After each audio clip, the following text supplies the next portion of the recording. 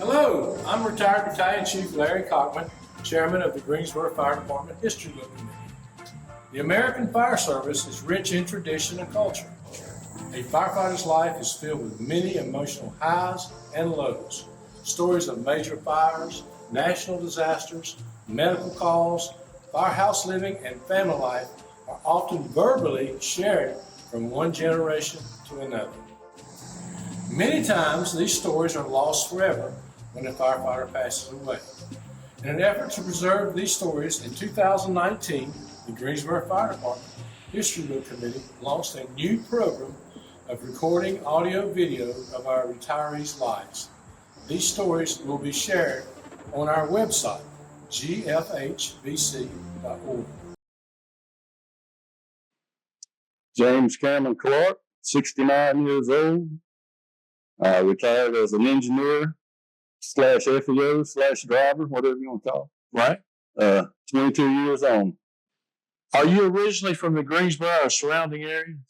Born and bred in Brown Summit, right outside of Greensboro.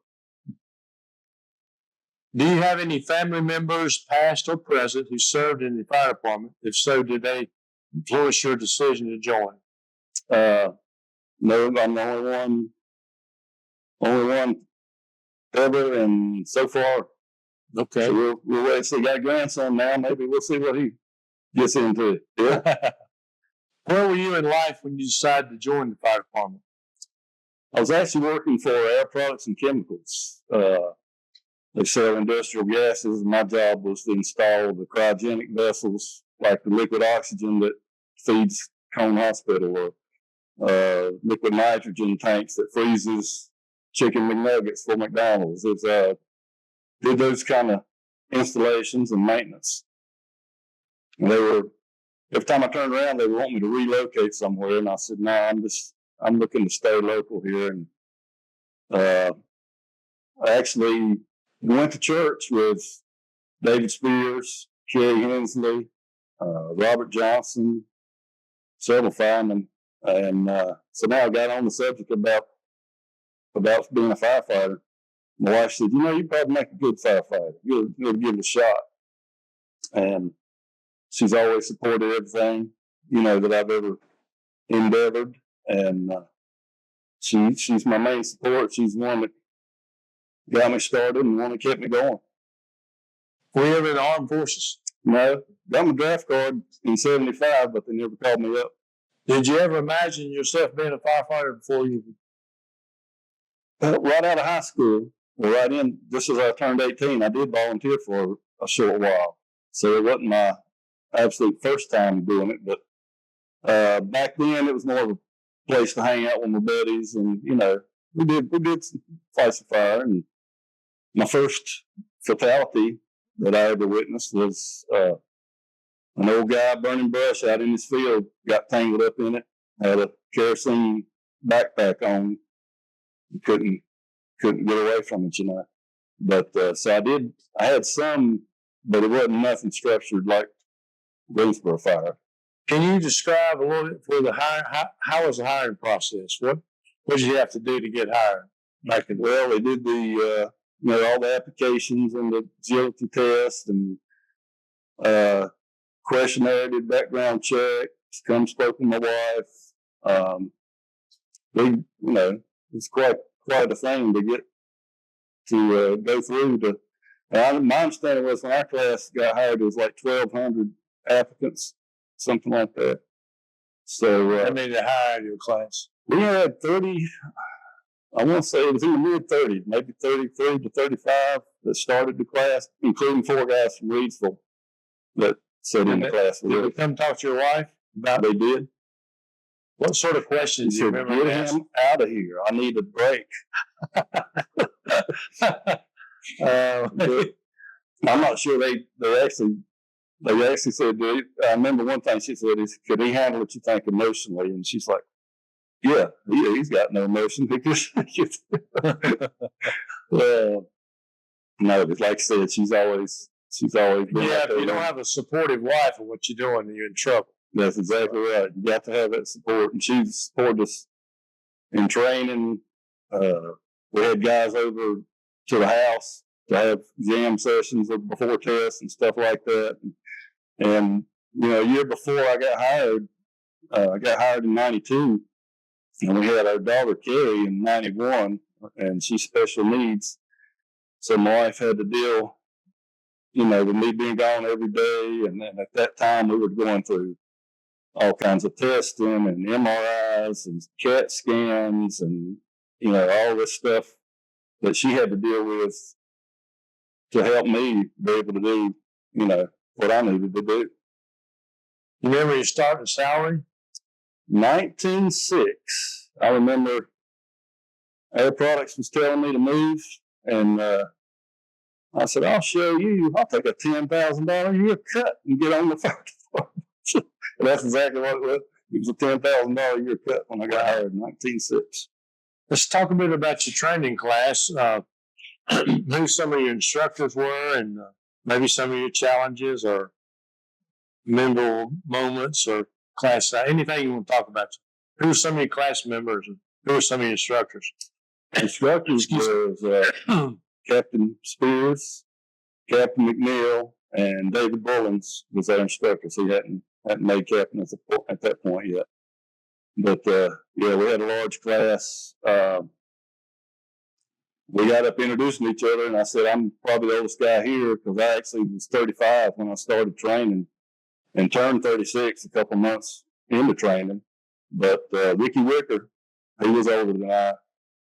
He stood up. He said, "Well, no, you're not the oldest guy." But there were several: Mike Trexler, Robert Cudd Jr., like I said, Todd Shelton, Mike Varner.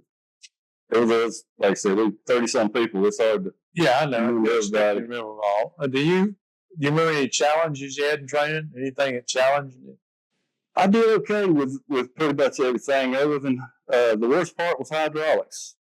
And you know how that is. Hydraulics, that was, Yep. I said, if I'd have studied this hard in school, I could be a doctor right now. But as far as the physical part and all that was all good. Enjoyed it. It was interesting every day. Do you remember any funny stories from your recruit days? Yeah, there's always something going on. Everybody's, always picking Richard Miles. He was one in my class. One thing they did, we went to PT, and when we came in, we were in the classroom, the old classroom, and you changed in the equipment room where the stuff was stored. There wasn't in the locker room or anything like that.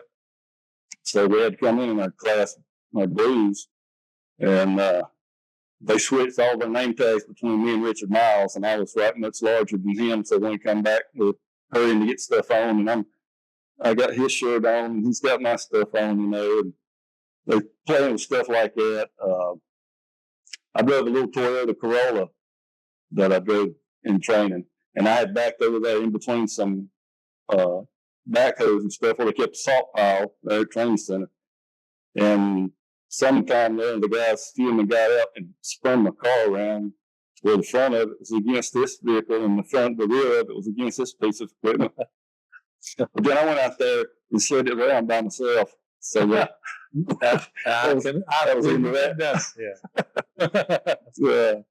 At any point during your career from start, when you first started, as you progressed through, that you felt, not that firefighters feel like we're any special or any braver or anything like that, just that you felt like you're doing something special to help community? Any point that, yeah, absolutely. Right from the get-go, realizing what the job entailed and the responsibility that you had on you to know your job and do your job.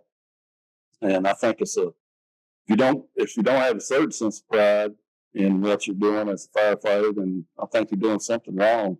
And I heard somebody say one time, if you ever talk to a person and he's a firefighter, you know it within 10 minutes in a conversation because you're working in somehow. Yeah, me too. But it's like I said, it's something to be proud of in my book. And I remember when I was on Engine 1, we went doing the inspections on businesses.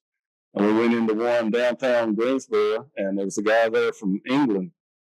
And he got talking to us somehow, but he said in England, it was the clergy and the firefighter, and everything went down from there. Wow. And he said that's the respect you got, that the firefighters got.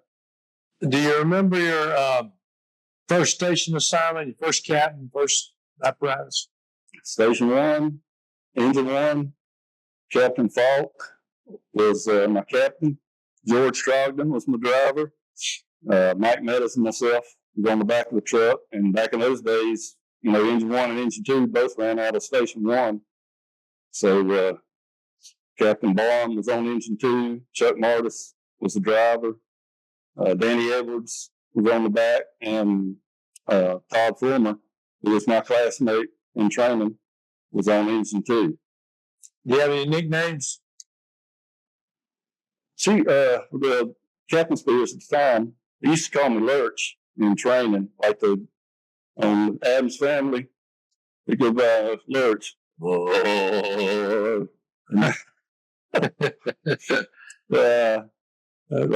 about the only one. I didn't get any others that I can think of. At least nobody told me to my face. I think I probably had some that I didn't know about. Yeah, that's definitely possible. Of course, Firehouse life is very unique. Do you remember any funny jokes or pranks that you either pulled on somebody or pulled on you stands out in your mind? Oh, well, we all, like I said, we always had pranks going on. We didn't do too outlandish at Station 1, but there was always something scary. Like after Captain Barham left, Captain Jones got on Engine 2, and Danny Edwards, it was his goal to scare him as many times as possible through the shift. I've seen him stand in the linen closet for 30 minutes just waiting for Charlie to reach in to grab a towel, but it was always some kind of prank going on. One of the favorite things, my wife always got a kick out of it. Somebody knocked a glass over on the kitchen table. All of a sudden, every glass on the table gets knocked over. She's yep. It was, like I said, people don't understand. I don't understand, but it's just what it did. It's just what we don't understand. Public sometimes don't understand our humor. That's the fact. Yeah. Let's talk about firehouse culture and daily life. Did your crew cook and eat together, and why do you think it's important for crews to cook and eat together? Yeah, everywhere I went, we always took turns cooking. The most dreaded day on the fire department, as far as that's concerned, I never did like cooking. But it meant a lot, everybody in there together. That was one lesson I learned from Danny Edwards. He came in the kitchen there at Station 1 one time. He said, "Jimmy, you really don't like to cook, do you?" I said, he said, I can do it, I said, what I hate is when everybody's just hovering over me while I'm trying to get it done. Well, about 15 minutes, Danny had went out and got everybody to come in the kitchen. I said, okay, lesson learned. Yeah, don't say that. Did you have any favorite dish that you like to cook? I was known there towards the last. I had this hamburger casserole. It was pretty simple. I heard Cliff Oakley say one time, if it takes you longer than 20 minutes to fix a meal, you're doing something wrong. That's kind of my mindset. But there was a hamburger casserole with noodles and cheese and hamburger and little spicy sauce, but to use ketchup was basically the sauce on it. And Jesse Trusino was working with us, and I made it. And he sat there watching me do it. And he said, "What's this? This is just ketchup pasta." And it was ketchup pasta from that day on. That's what I was known for, ketchup pasta. How do you feel about the transition from large dorm room living to cubicles?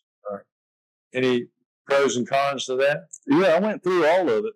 When I was at Station 1, we had the Murphy beds that, we'd make them up, fold them up into the wall, and then at the end of the day, pull them down.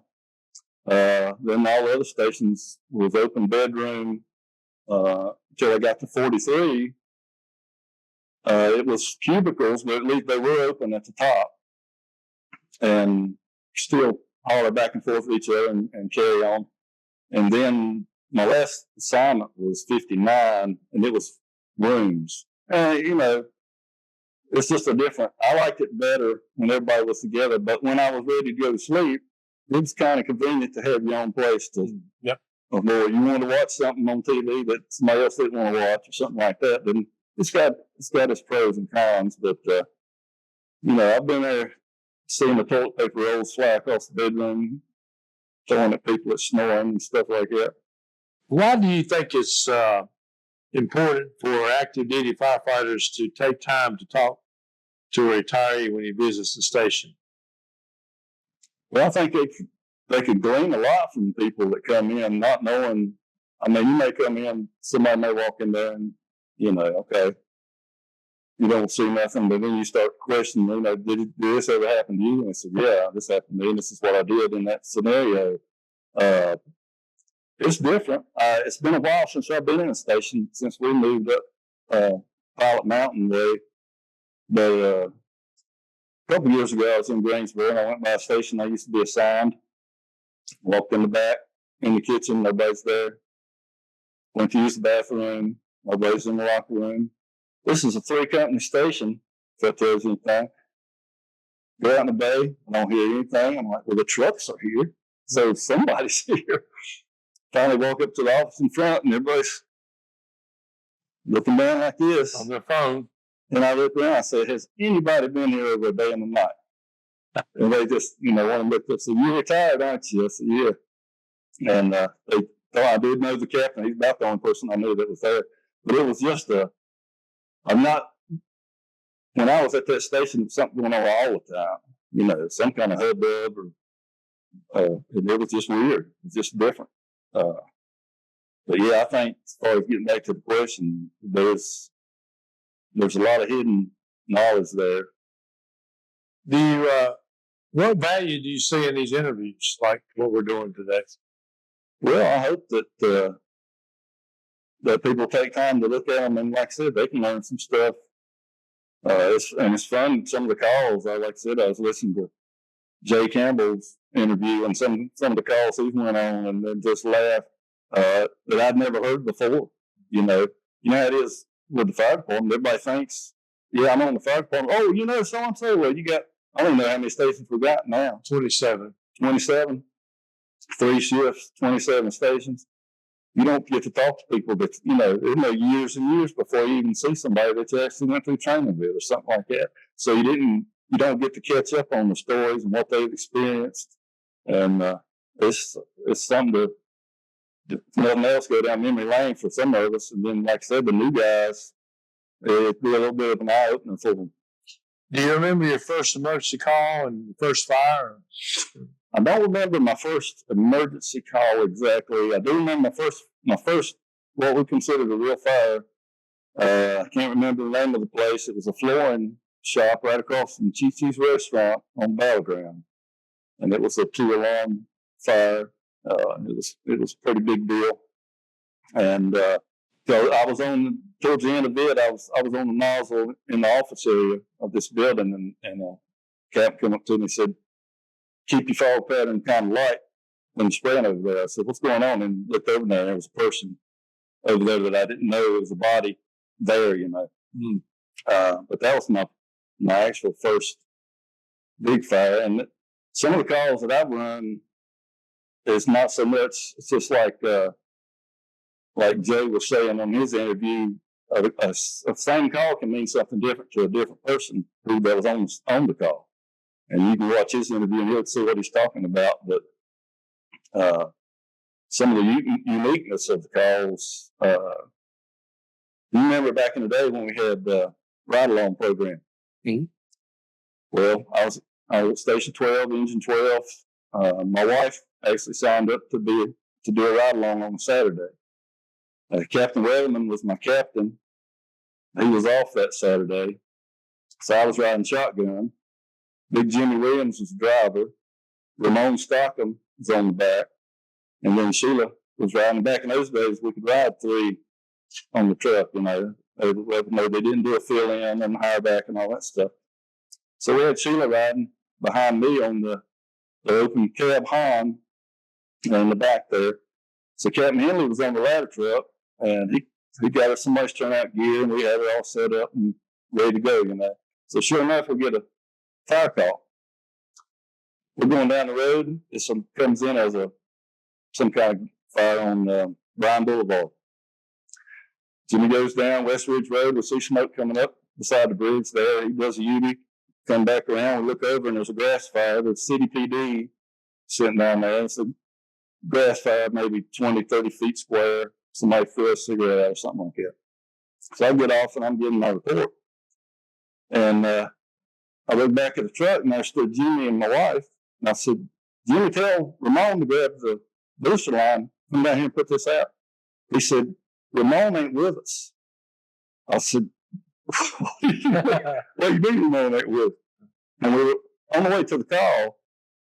We had somebody turn in front of us, do a bonehead thing as usual in front of the truck, and they had a New York tag. And I remember saying, oh, there you go. That's a Yankee, because he was originally from New York. And he never said anything. I was like, well, that's not like him. But yeah, sure enough, it's just me, my wife, and Jimmy. So I get the booster, go put the fire out. And I said, I hope he's got enough sense to stay hid, because I don't keep him we're out here riding around. And I actually had a chief drive by while we were on the call. I told my wife, I said, stay up against the truck, stay out of sight. But yeah, we got back. We're coming back and asked Jimmy, I said, what, did you see him? He said, yeah, when I come by him, he was pulling his bunker pants up. And he got up in the truck and we blast off. And he decided he had to go to the bathroom. Didn't say nothing to nobody, just went back inside. If you know Ramon, you say, yeah. Right. But yeah, that was a unique call. Yeah, I can imagine. But that's some of the calls that I remember. And I know I told you this when I was talking about doing this interview when I was at 4. Well, this was a weekend. The driver was off. I was riding driver. We get a fire at the Marriott downtown Greensboro. Sure enough, I come around the corner there. Brian Staples and my captain, Tim Scarborough, was on the back. Come around the corner, heavy smoke coming out of the kitchen.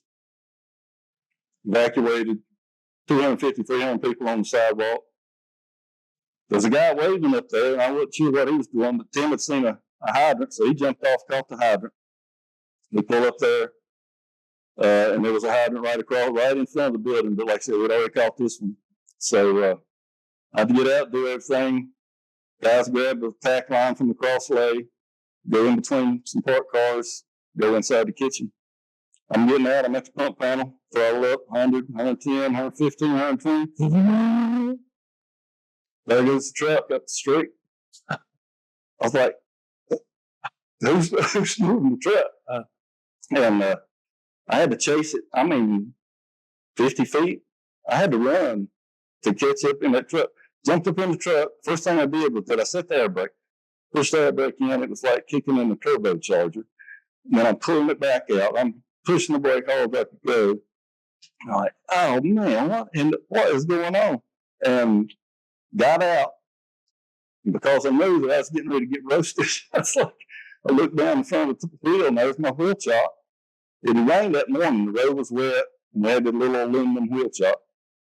Thank the Lord, David Williams was there. I said, David, did you put that wheel chock down? He said, I haven't done anything. So, okay, so that was it. Every time I'm starting to second guess myself, what do I do? But, yeah, it was the attack line actually went over the rear end of one car and drug it into the car in front of it. Wow. That was parked on either side of the hydrant. He drug it that far. And the guys inside never knew anything was going on. That's what I'm talking about, like Jay was talking about. Calling means something different to different people on the same call. Yeah. But they couldn't ever make the truck do it again.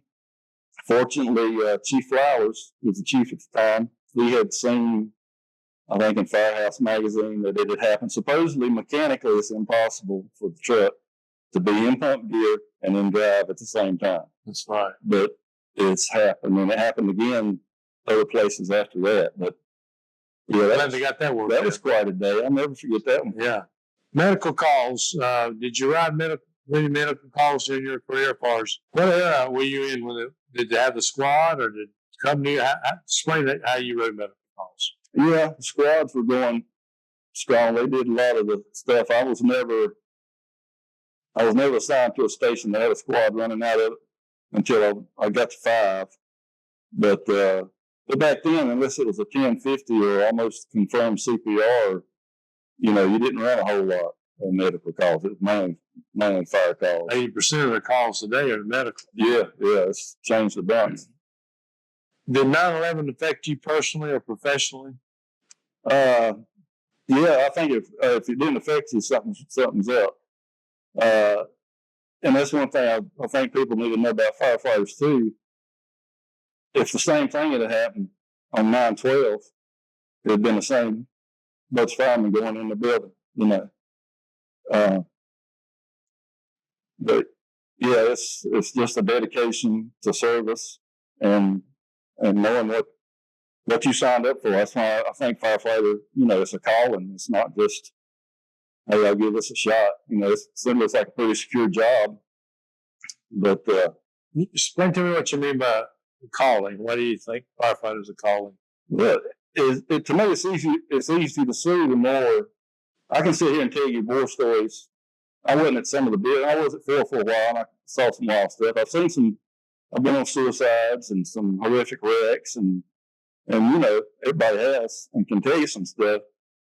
But unless you sit here and say, "Hey, how about tell me something? Tell me one of the wildest calls you ever been on," or something like it. It don't bother. It don't. I just have the mechanism to cut it off and go on. I don't think about it hardly ever, unless we're in a situation where somebody wants to sit down and talk. Yeah. And then some people, it gets under them. They get to where they can't get it off their mind and stuff. And I think that has a whole lot to do with that's part of the calling. And what are you willing to do? You know, are you willing to go in? You know, we used to kid about seeing people go into the Roach Motel called the Airbus, the Roach Motel, because they check in and they never check out. You know? So it's I just think it's a calling. who were some of your mentors or people that you looked up to or respected when you were there at the fire department? My way of thinking was I respected everybody till they give me a reason not to. And I figured I could learn from everybody, no matter what. And some of the stuff, maybe it wasn't even fire related, you know, just behavior stuff or how to get along with people. I had good captains, like I said, Captain Falk, Captain Blum was there at the same time, Chuck Martis. I mean, he taught me that it don't matter if you can cook or not, just put a lot of spices out on the counter and make it look like you know what you're doing. And then George Stockton told me if we had some cake, we could have some cake and ice cream if we had some ice cream. So stuff like that, you just can't forget. But no, seriously, listen. When the Reverend meets the road, there's a whole lot of guys that you would see and say, that's who I want to be next to when it hits the fan. But it's, like I said, I can't say he meant the most to me. I understand. It was just a learned experience. And like I said, I was 36 years old when I got on. So I'd already had a lot of life experiences. Yeah. So, what was your proudest moment on the fire department? Making driver had to be a big one. So that was the hardest. Yeah. Test. It's the hardest test on the fire department, as far as I'm concerned. Not knocking anything else. I know there's a lot of pressure on everything, but you stand at that pump panel and throwing tags on you, you're doing all this stuff. I was really proud of that. And I finished real high in the group. When I took it, I was like, I don't know, second, third, first scoring and everything. And I was the oldest. I had the most time on, so I was the first one promoted off the list. So I was proud of that. And not so much fire related, but you remember when I started, the thought for the day was a little Bible verse I sent out by email. Yep. I had a little quote with it. Every morning I was getting off, I'd send out the thought for the day. And it meant a whole lot to people. I heard people, come out, hey, I look forward to seeing that. Yeah. Then, then it got somebody in the fire department was sending it to somebody else in the city. And then it actually started going citywide to some degree. And that's when I said, okay, we can't do that, So then it went strictly to, I still was able to do it as long as people at the fire department wanted it. Then I was able to do that. I don't know if proud's the right word of it, but I felt like I was doing Lord's will to get the word out there. Knowing what you know today, would you do it all over again, and would you change anything? Yes, I would definitely do it all over again. I would have started it younger. That's another thing I was pretty proud of that I also finished in the upper percentile with my class and being my age. I thought that was pretty good. Well, I don't know. The Lord has a way of working everything out. But I was there at the time because that's what time I was supposed to be there. But my main goal, I tried to make light probably too much.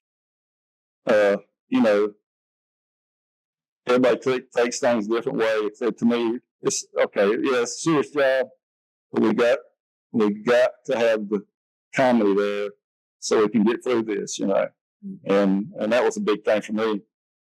I wouldn't change. I probably said some things I could have held off on, and maybe people didn't appreciate exactly. But anyway, don't ask my opinion if you don't want it. Describe what you would call a successful firefighter. A successful firefighter is somebody that knows his job, is willing to do his job without hesitation. I don't see it as it don't matter if rank or whatever. I would, if they had told me at the beginning, we'll put you on a ladder truck and you can ride the back 30 years, that'd been fine with me. As I got older, my wife said, that driver position wouldn't be bad. It's a little bit easier on you. And of course, it was more money and rank and vacation pick and stuff like that. Reason to get promoted. But promotions, they got nothing to do with success as far as I'm saying. If you're diligent in what you're doing, your priority is God first, family second, and then you do what you need to do for your family, and that job's part of what you need to do, then you're with success in my book. You kind of led into my next question. If you want to elaborate more, what role did family and faith play in your fire service life? Well, it was everything. The Lord put me there for a reason, and there was times I know He was with me. Back to a war story, but we had a fire on Hazel Lane, and we had gotten there. I think 12 must have got there before we did, because Mike Meadows and myself was relieving some guys. The fire had originated in the attic, and they asked us to go relieve them. Their air bottles was going off. They needed relief. So I got on the nozzle, and we're in the attic, and the HVAC system was up there. And there's hot spots. I mean, there's little fires here and there, and the roof was still intact. You could see some places that burned the sheathing and stuff away, but you could still see the black paper and the shingles. It was all intact. But we're hitting little hot spots, and I hear this shh. And I said, Mike, you hear that blowing sound? He said, yeah, I thought that was your air pack, because the day before my air pack had developed a leak. And I said, no, I got that fixed. So I crawl around the HVAC system, and there's a partially melted valve on the end of the pipe blowing out natural gas. I just shut it down. I said, thank you, Lord. Yeah. Either it's too rich or too lean or whatever, but for some reason it didn't light up. So that's part of my faith. I believe the Lord is with us always, especially as firefighters. Yeah, in the Bible it tells us to pray without ceasing. Fire department gives you a good reason to stay in it. You got to keep that fire. That tells you he's was never scared. He's not telling the truth. I'll go find his bright yellow turnout gear and say, okay, now I know why. Is anybody outside the department that comes to your mind that made a difference in your life as well? I think back to my dad and his brothers. they were all mechanics, or they could do anything. My dad he's done carpentry, he's drilled wells, he was a mechanic for years. He and I ran a body shop. His brother's the same way. And just, that was one thing used to mean something on the fire department, to have some mechanical capabilities. A degree didn't mean anything like it did about, the firefighting business is one thing. I told Chief Tools this one time, sitting in our kitchen, it was some kind of promotional thing. I said, I can only understand how a job that is so important to have experience, it doesn't mean anything when it comes to a promotion. That's when they were pushing the degrees, and yeah, okay, you can do the job, but if you don't have this degree, then you're not even eligible to try to get the promotion. I said, y'all making a white collar job out of a blue collar job. You need to be able to go in there and do it, know what you're doing, and but anyway, like I said, my uncles and my dad, always being around other guys that could do stuff and had a good work ethic. It was, you worked. There was no trying to get by. Some people work harder at trying to do nothing than to go ahead and do what they need to do. How's your health today? Pretty good. I got a little back thing that fires up every now and then. That happened right after I got hired. We went on a little house fire off of Summit Avenue near Rankin School. The arsonist had cut holes in the floor and set it on fire. And I was actually going through the room. And, everybody thinks they can see everything you're doing. Usually can't see your hand in front of your face. But G. Knight was outside the window of the house hollering at me. He said, "Who's in there?" I said, "Clark." He said, "Clark, come open this window." I stepped towards the window and there was a hole in the floor I didn't see. Went to raise the window and shoved my elbows in through the rest of the glass out with my elbows. And he said, "Well, that's one way to do it." But that still flares up sometimes. If I keep exercising and keep lifting and doing stuff, then it helps me a whole lot. Yeah. But I have a shoulder that I twinged one time on a call somehow. But all in all, the little hearing loss in the left ear, that's come from being a driver for a while, What'd you say? Yeah, exactly. What? If I called you tomorrow and said, "Jimmy, I want you to go out and say, give a little advice to the rookies," what would you tell a rookie? Learn to cook. Learn respect. Learn respect first. Respect everybody when you're coming in. There's a lot of guys that come in right off the line that's got that book knowledge and want everybody to know about it. And don't necessarily mean anything. And I all know what y'all used to call it, the 220 firefighter. Been on 2 years, talk like you've been on 20. But respect the senior firefighters and keep that mouth shut. Listen. When you're asked something, you will be asked, and then you got your opportunity. But learn a whole lot more and gain a lot more respect from the other guys by just paying your dues. Anything that I didn't ask you, or anything you thought about when you think about the interview that you want to share with us? I'll touch briefly on the role my wife played, and she said, "This is about you, but I can't talk about me without talking about her." So, in our situation with our daughter, she had a lot on her, dealing with schools, teachers, doctors, having to run who knows where, constant battle with a special needs kid. If you ain't had a special needs kid, you don't understand.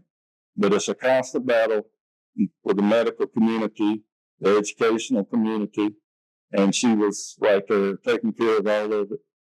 And that allowed me peace of mind to do what I needed to do. Even though always in the back of my mind, I was, how are they doing? Is everything okay at home? You know. But yeah, she's like I said, she's my rock. First of all, what would you like for the fire department to remember about you?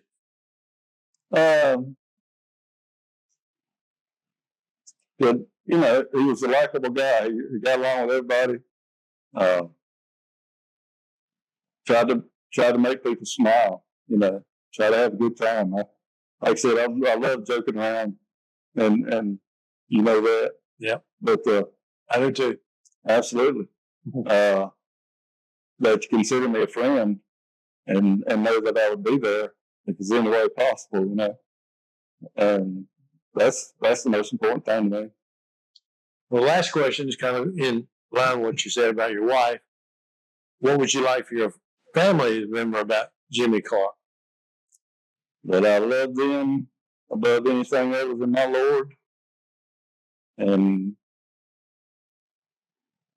every decision I make, whether it's obvious at the time or not, is somehow how it's going to impact them. Is this the best for them? I want them to know, say, hey, we were his priority. And he did whatever he needed to do. And he took care of us and loves us.